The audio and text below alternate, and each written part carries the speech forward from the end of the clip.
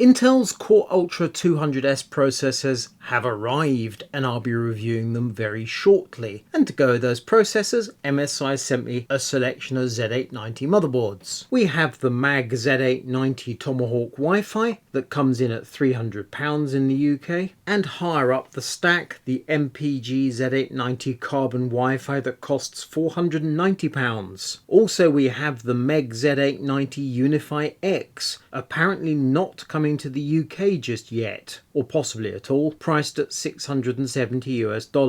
And moving back down the stack, we have the Pro Z890A Wi-Fi, which sells for £290 here in the UK. But in addition to these four motherboards,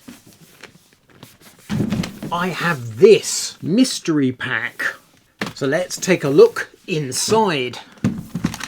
And that means we need to rip this tape.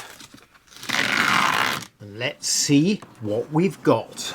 The contents of that box, we start with this, the MEG Z890 ACE, £650 in the UK, and it literally takes its place at the top of our stack of motherboards. And then we have these interesting bits and pieces. Intel, it says, inside, a processor. And it's a Core Ultra 9 285K. So that means I have two of these processors now. So thank you, MSI. And we also have this intriguing installation tool. It says MSI and it says 800. And I don't know what the 800 refers to. 800 in a series of goodness knows how many. Z890. Don't know. Let's put this on here. And then we offer it up to our motherboard. Nifty. I look forward to using that. Very nice. We have a liquid cooler, a MAG Core Liquid i360. As we can see, loads of RGB on the fans and on the pump. But weirdly, this is slightly more interesting. It's a bracket for mounting this cooler on LGA 1851. I'm going to have to get used to that as well.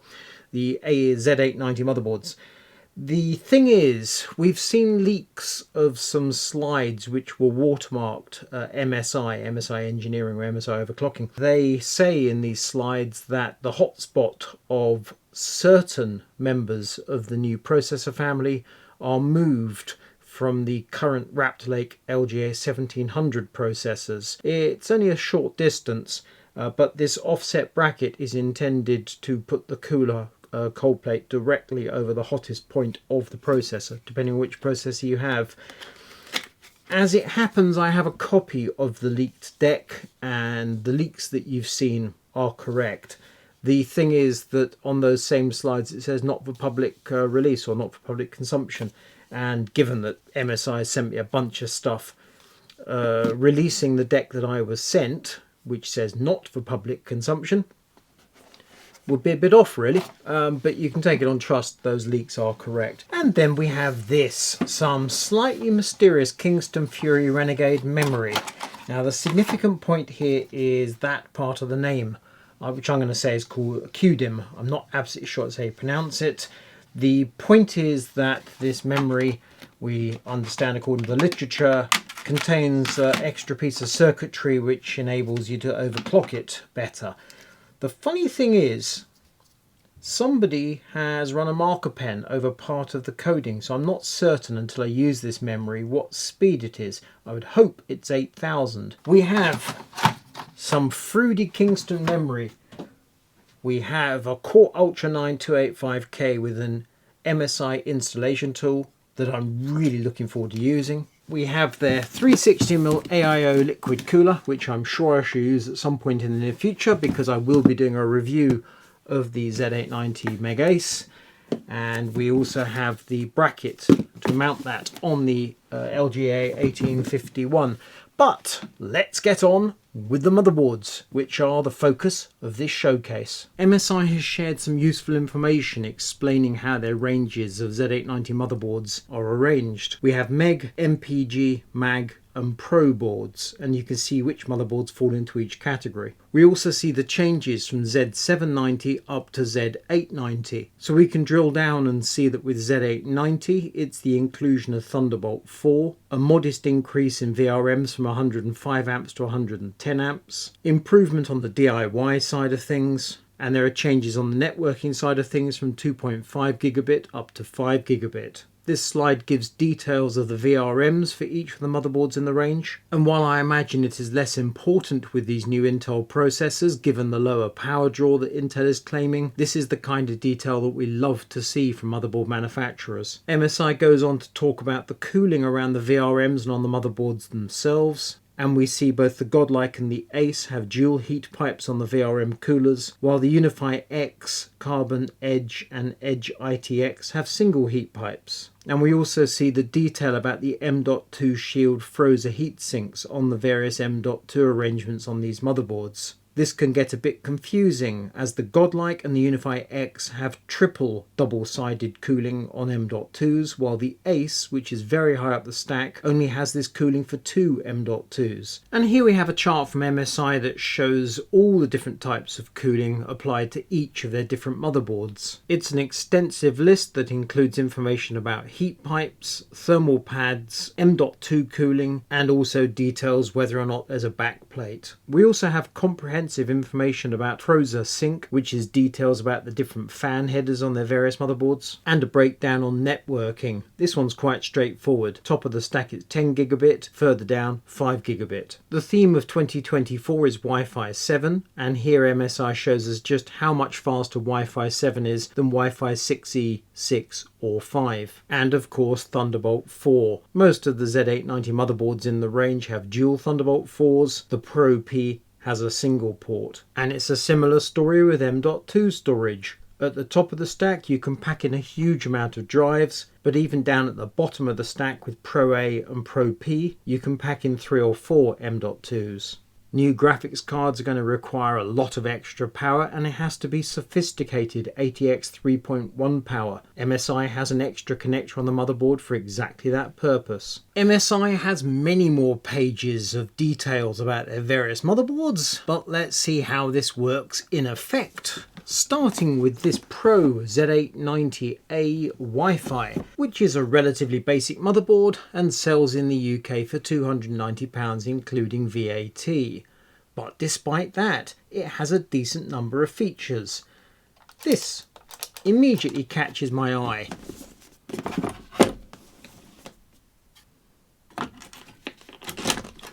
We insert our MSI RTX 4090 graphics card, and then to release it, MSI calls that feature Easy PCI Express Release, and you can see why. And it's a similar story with Easy M.2 installation. Just like that. It's a relatively basic heatsink. It has a thermal pad on one side, none on t'other, but in terms of quick installation, dead straightforward. Despite the relatively low price, this motherboard does have a decent array of features. We have one Gen 5 M.2 and 3 Gen 4 M.2s, two of which have Shield Frozr cooling. The VRMs are 16 by 90 plus 1 plus 1 plus 1. It's a relatively basic 6-layer PCB. In terms of connectivity, we have 5 gigabit Ethernet and Intel Wi-Fi 7. And then for ports and connectors, on the rear I/O we have 2 Thunderbolt 4s, a USB-C 10 gigabit per second, an internal USB-C 20 gigabit per second for front panel connection. Again on the rear I/O we have 3 USB-A's rated at 10 gigabits per second, 4 USB-A's rated at 5 gigabits per second, an internal header for 2 more USB 3s at the front, and also internal headers for 4 USB 2s. Clearly by the name Pro Z890A Wi-Fi, this is not a motherboard aimed at gamers. Nonetheless, the basics look absolutely sound. And we move on to the MEG Z890 Tomahawk Wi-Fi. Looks fine, doesn't it? And this is a motherboard you very possibly want me to review rather than the expensive ACE.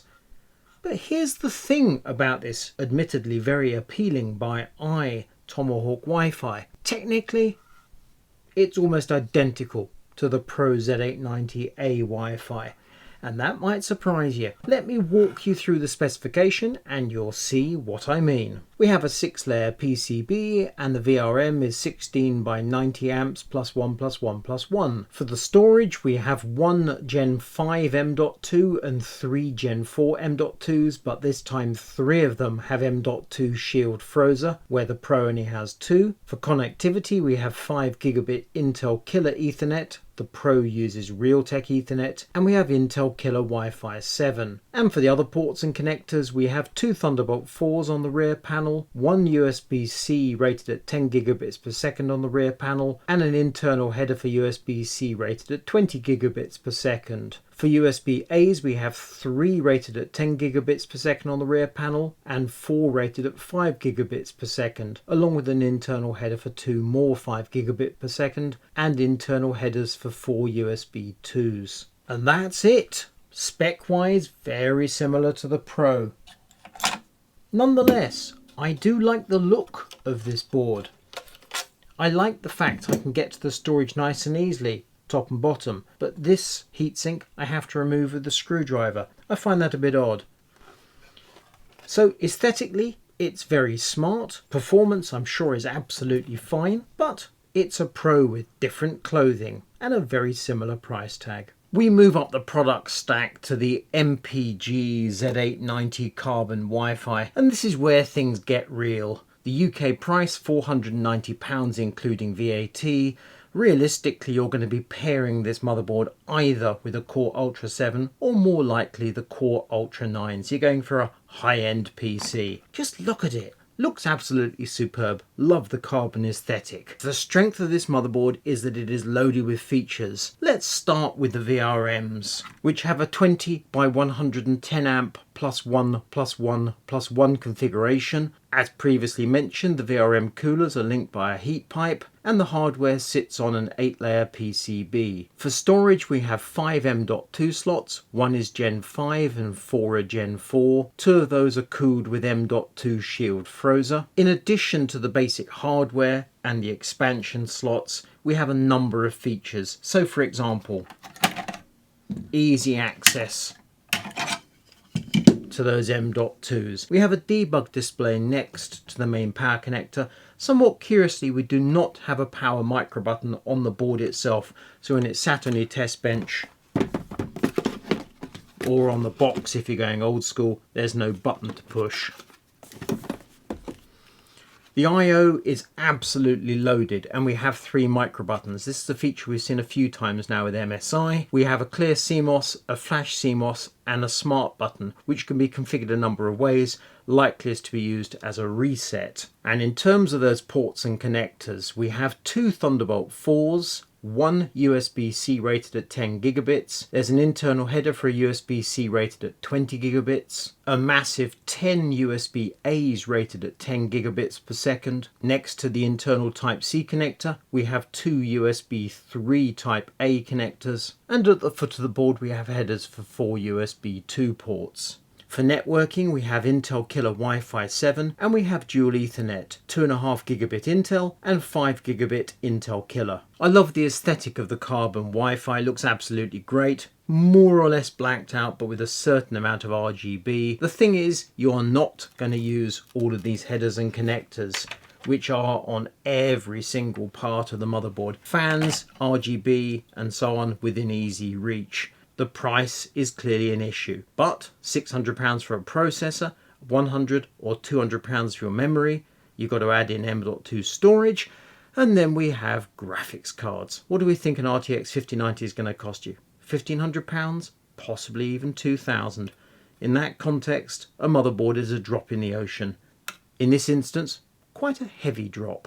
Our fourth motherboard is the MSI Meg Z890 Unify X. There's no Wi-Fi on the name, but it does have Wi-Fi. This is a strange motherboard. We have a dollar price, $670. We don't have a British price because apparently this board won't be on sale in the UK immediately. Perhaps will never go on sale in the UK. Also, there wasn't, from memory, a Z790 Unify or Unify X. So they've brought back Unify for this new generation of Intel processors. And this is intriguing to me because this motherboard is all about speed and overclocking. Look, you've only got 2 slots for DDR5, so you can get the maximum speed without those extra 2 empty slots getting in the way. You will note with the other motherboards I haven't shown you any of the accessories such as Wi-Fi antennae and cables and so on. However, with the Unify X I'm going to show you this. Sadly I can't show you it running. I haven't seen it running because of course we can't yet do anything to do with performance. We're still under embargo. Look at this. We have a remote control, power, reset, plus, minus, and some buttons labelled OC retry, OC fail save, and clear CMOS. And there is a tiny little LCD, which I'm going to guess is the equivalent of the debug display. So you can sit your Unify X on the test stand, perhaps running liquid nitrogen, and you can overclock away. In other words, the Unify X, do I want to use the word toy or experiment? It's kind of in that territory. It's not a mainstream PC component. It's a tool, it's a weapon. Let's just unplug that remote and move it to one side. I like the look of the Unify X a great deal. Let's take off the bodywork. I am somewhat perplexed that this overclocking motherboard has so much capacity for storage. On the other hand, I like the fact a very great deal we have a backplate, partly for aesthetics and partly to assist cooling. And just look at the chunky great big coolers on the VRMs. There's an awful lot to like about this Unify X just by eye. Let's go through the specifications, shall we? The VRMs are 20 by 110 amps plus 1 plus 2 plus 1, and we have a heat pipe linking the VRM heatsinks. The PCB is 8 layer. With the storage we have 1 Gen 5 M.2 and 5 Gen 4s. 3 of them have M.2 Shield Frozr heatsinks. As mentioned, we only have 2 DDR5 memory slots. We have power connectors galore all over the board. And then when we turn to the rear I/O, we see something quite extraordinary. Let's start with the most unusual feature, a pair of PS2 ports. Sometimes when you're overclocking, USB can give up the ghost. PS2 will never break. And then we move on to the new stuff. 2 Thunderbolt 4s, 2 USB-C 10 gigabits per second. There's an internal header for USB-C 20 gigabits per second. We have 8 USB-A's 10 gigabits per second, headers for 4 USB-A's 5 gigabits per second, and headers for 4 USB 2.0s. For connectivity, we have Intel Killer Wi-Fi 7, and we have 5 gigabit Intel Killer Ethernet. To my mind, the Unify X is absolutely bonkers. I might conceivably get around to doing a review of this board, but no promises. I think this is one that will definitely benefit from particularly fast memory. We already have memory rated at DDR5 8000, and there's 9000 and 10000 in the works, and you've already seen some queued in memory today. The question of whether or not the Unify X is indeed made to shatter records, well, that remains to be seen until we can actually use this motherboard. But blimey, doesn't it just look fantastic? We can tackle the £650 MEG Z890 ACE relatively easily if we take my thinking on the carbon Wi-Fi, which is that it's a very fine motherboard that's very slightly over the top, and just amplify all those thoughts by about 150%. Pretty much you've got the ACE. This packs in every single feature you could possibly imagine, with the exception of the OLEDs that you get on a Godlike. So here you'd have an actual display, and then you'd have a price of £1,200. And what do you get for £650? The answer is you get just about everything. Let's pull off some M.2 covers.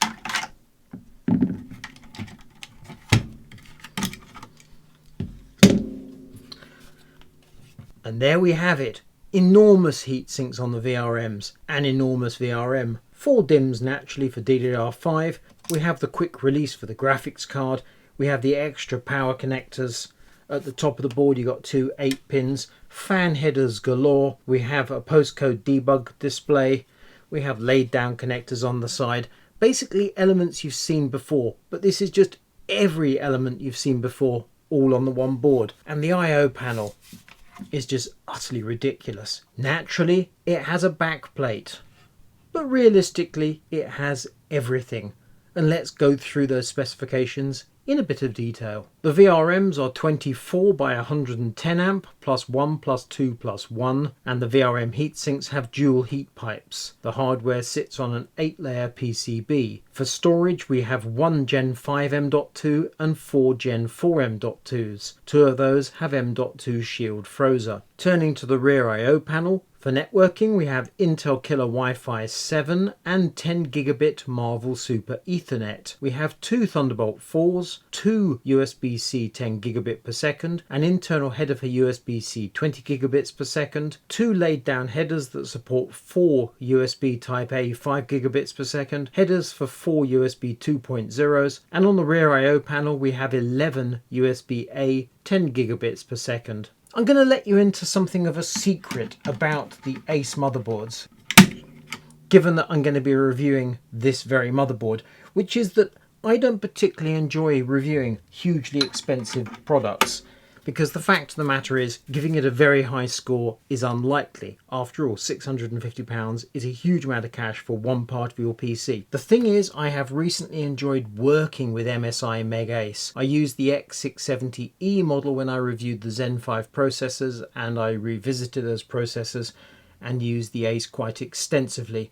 On the AMD platform, the X670E ACE was superb. So my guess, and it's only a guess, is that when it comes to review time, this MEG Z890 ACE will probably perform very well. As to how well it scores in that review, only time will tell. That wraps up this MSI Z890 motherboard showcase. As I've said, I'm going to be reviewing the MEG Z890 ACE.